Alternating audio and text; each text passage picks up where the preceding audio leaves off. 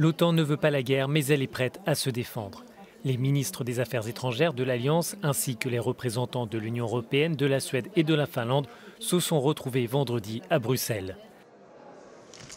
Les alliés ne veulent pas de conflit, mais assurent qu'ils défendront chaque pouce du territoire de l'OTAN.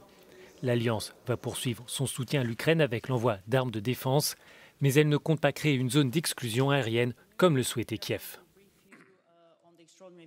Nous avons clairement dit que nous n'interviendrons pas en Ukraine, ni au sol, ni dans l'espace aérien.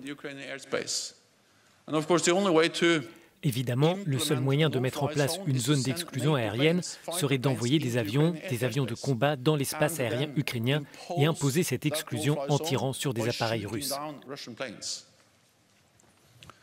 Notre évaluation est que nous comprenons le désespoir, mais nous pensons que si nous agissons ainsi, nous pourrions nous retrouver dans une guerre totale en Europe qui impliquerait plus de pays.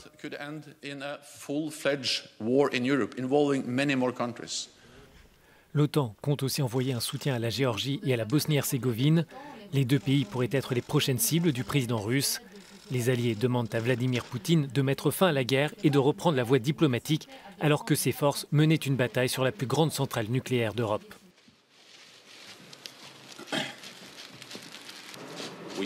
Nous ne cherchons pas la guerre, mais si la guerre vient à nous, nous sommes prêts. Il y a une part d'irrationnel chez Vladimir Poutine et nous devons en tenir compte dans la gestion de la situation.